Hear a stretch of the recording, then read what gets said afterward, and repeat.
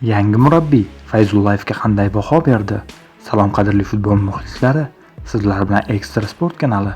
Videolarimizni o'tkazib yubormaslik uchun kanalga obuna bo'lib, videoga like bosib ketishni unutmang. Demak, bugungi dasturimizni boshladim.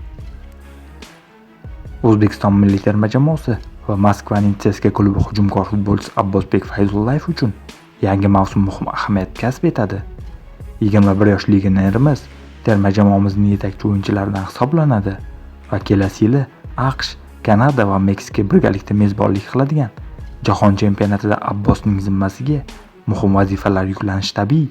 Shu bois Fayzullayev yangi mavsumda klub miqyosida muntazam o'yin amaliyotiga ega bo'lishi, mahoratini charxlab borishi va yuqori sport formasini ushlab turish talab etiladi.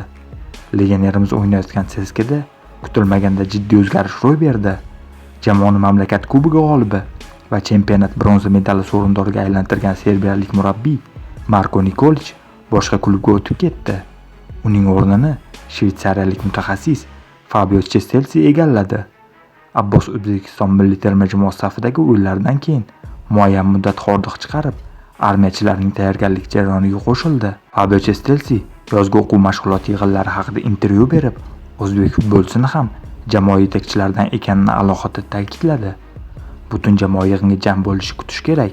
Dastlabki kunlarda biz bir necha muhim o'yinchilar Ivan Ablakov, Danil Kurgavoy, Seydi Koyta va Abbosbek Fayzullayev ishlashimizga to'g'ri keldi. Biz jamoaga yaqinda kelganmiz. Futbolchilar esa endigina ta'tildan chiqdi. Dastlabki kunlardagi mashg'ulotlar o'ziga xos tarzda yengillashtirilgan bo'ladi va asosiy e'tibor funksional tayyorgarlikka qaratiladi, dedi Fabio Chestelsi. Qadrli futbol muxlislari, siz nima deb o'ylaysiz? Abbosbek Fayzullayev bu mavsumda o'zini ko'rsata oladimi? Albatta fikrlaringizni izohlarda yozib qoldiring. Videoga esa bir dona like bosib ketishni unutmang. Kelasi dasturlarda ko'rishguncha xayr, salomat bo'ling.